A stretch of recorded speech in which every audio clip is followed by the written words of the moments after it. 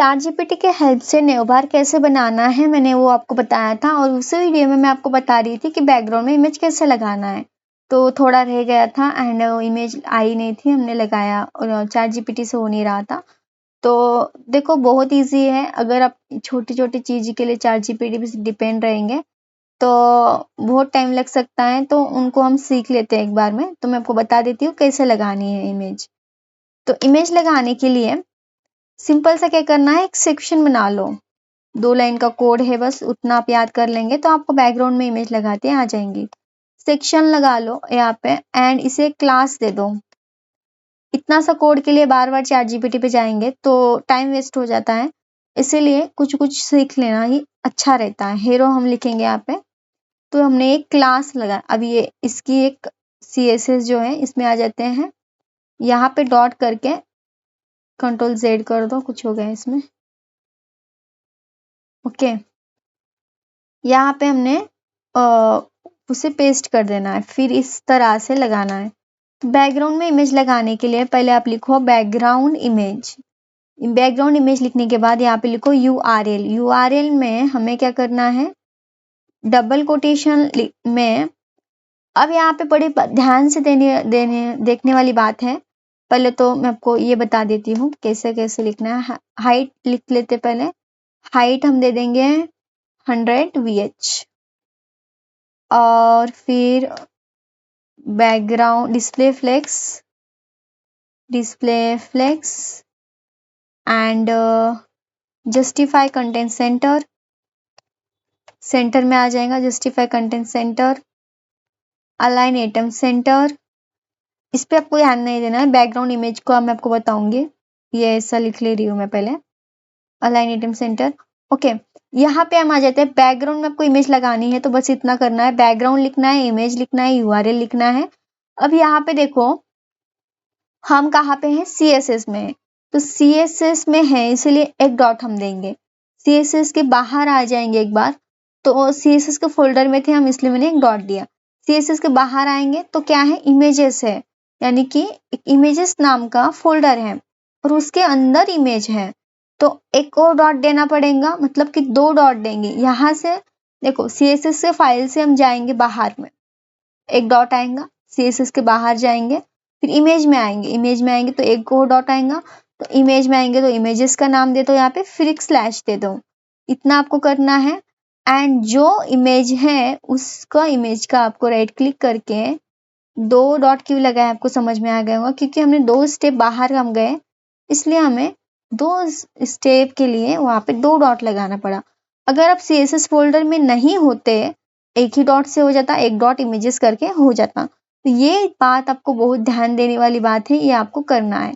अब इसमें हम एक टेक्स्ट लिख देंगे, जो कि हमने जो लिखा है यहाँ पे हम देंगे। अगर फॉन्ट साइज, फॉन्ट वेट अगर दे बोल्ड करे इसे टेक्स्ट को, तो क्या बोल्ड होगा, इसमें कुछ है ही नहीं, इसीलिए हम यहाँ पे लिखेंगे वेलकम। ओके, इमेज तो लगा ही है, इमेज के ऊपर हमने कुछ टेक्स्ट लगाया है। अगर आपको इमेज में टेक्स्ट लगाना है तो आपको सिंपल से इसमें लिखना है और उससे कुछ डेकोरेट करना है, उसी के अंदर लिख दो तो ये हो जाता है। अभी देखो मैं आपको बताती हूँ, ओपनिंग ब्राउजर हम करें तो यहाँ पे तो इमेज नहीं आ रही है और वेलकम भी नहीं आ रहा है, कुछ भी नहीं आ रहा है। क्यों नहीं आ रहा है, देखते हैं इसमें क्या प्रॉब्लम हुई है। इमेज की जो साइज है उसने उतना जगह छोड़ दी है। अब यहाँ पे हम आए और ये हीरो है, वेलकम है, सब सही है यहाँ पे ना। उसके बाद HERO ये भी है, बैकग्राउंड भी है, स्लैश है, सब सही है यहाँ पे भी।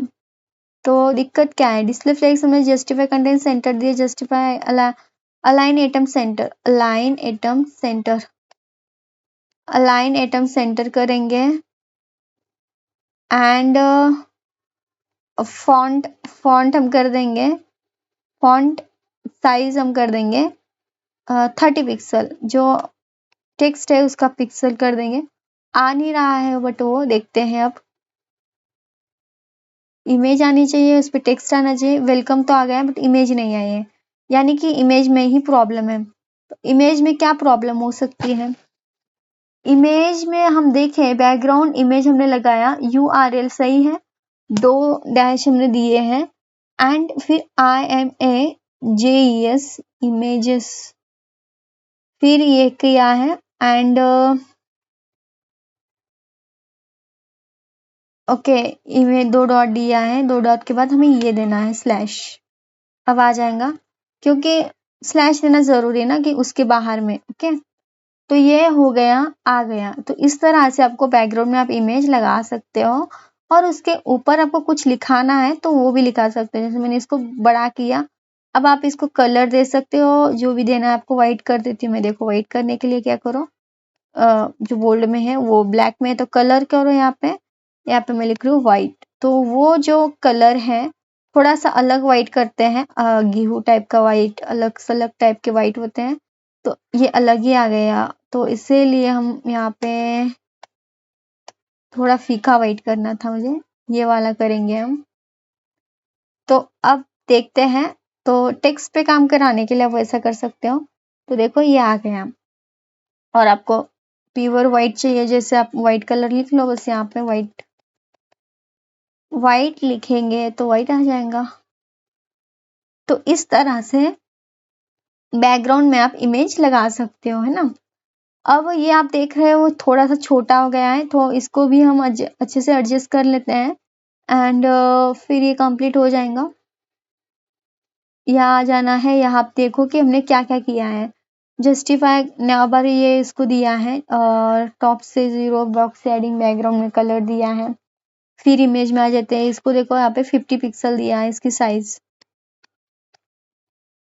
को आप यहाँ से बड़ा घटा सकते हो। 60 पिक्सल दे देते हैं।